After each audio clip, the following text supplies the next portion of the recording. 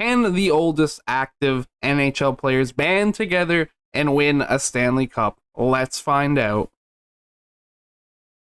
Happy Father's Day to all the potential fathers that are watching this. I don't know if anyone watching this is a dad, but if you are, happy Father's Day. Before I introduce the team, even though you can see it right now, I know you're thinking some of these players retired this year, so technically they're not active, but my definition of active was they played last season.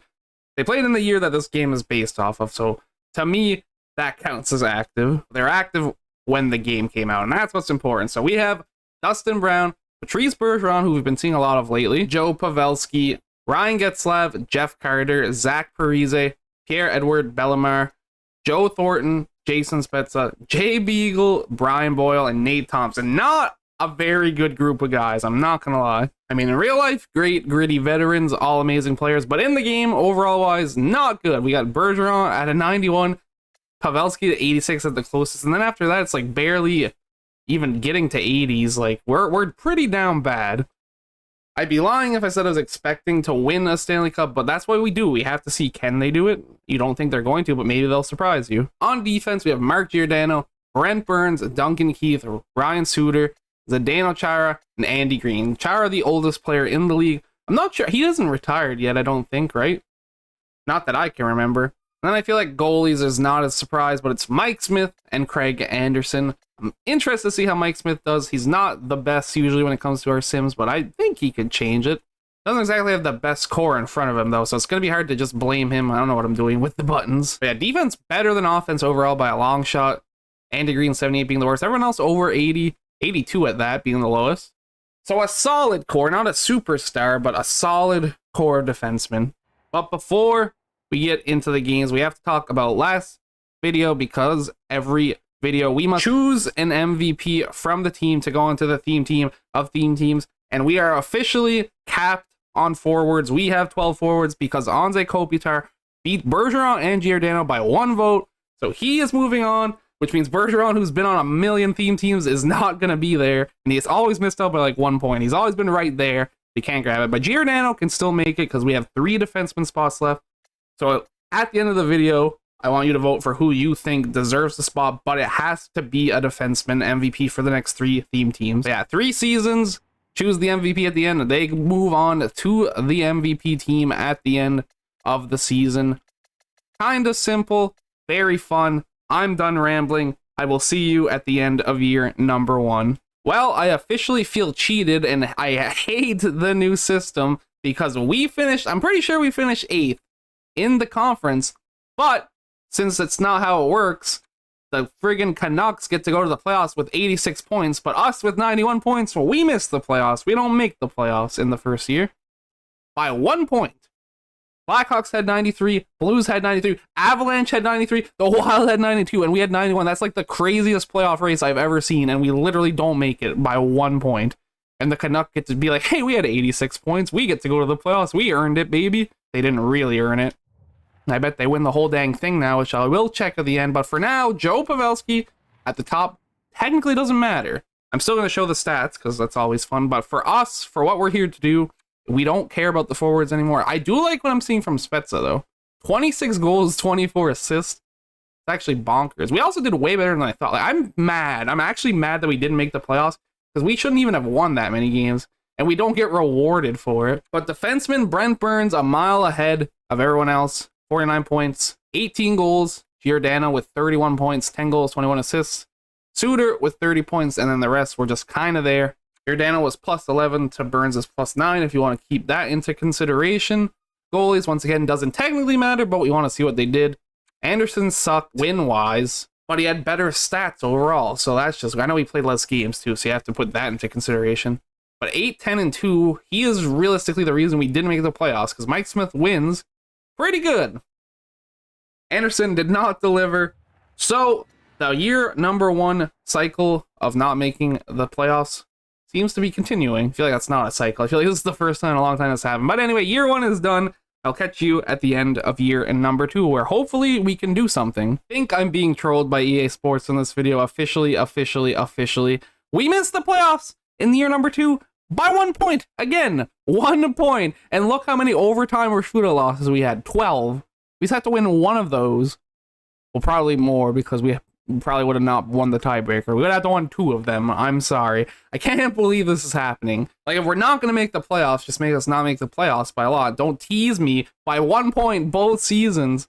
You're teasing the old men. That's mean. That's bullying. That's elderly abuse. For legal reasons, EA Sports does not elderly abuse people. That was just a joke. But for now, the biggest joke is this simulation. Patrice Bergeron leads the team with points. 67 to be exact. It would look like Burns is our defensive man again. Like, by a long shot for goals, he had 15. Giordano had 8. And by points, he was 9 ahead of Keith and Char. Char was +7, actually, on the last line. And then Burns was +5, -23 for Suter. So that's a yikes. -13 for Keith.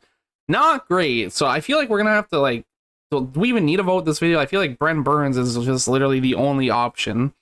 I mean, it's up to you. If you want whoever you want, it's a vote. It doesn't have to be the best player. It's just who you want.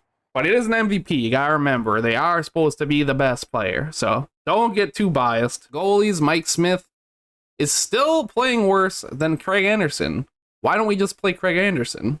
I figured this was going to be a shorter video because I knew we weren't going to be getting the playoff spots. But I didn't think we were going to miss them by 1 point each season. So in the 3rd season, we better get the playoff spot. I will see you at the end of it. The EA gods have finally smiled upon us in our final season, 106 points. We are playoff bound, which means this team does get its shot at the cup, its proper shot, I should say. If we wouldn't have made the playoffs with 106 points, I don't think I would have ever played this game again, because that would just be bananas. Like, is that even possible? Like, literally, is that possible? I feel so bad for Bergeron, because this would have been his breakthrough moment. He totally would have been on the theme team of theme teams.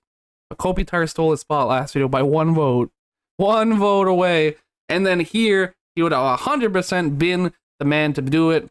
83 points again, 35 goals. For now, he must sit and watch because we can only take defensemen. And it's got to be Brent Burns. Like, do we even have to vote?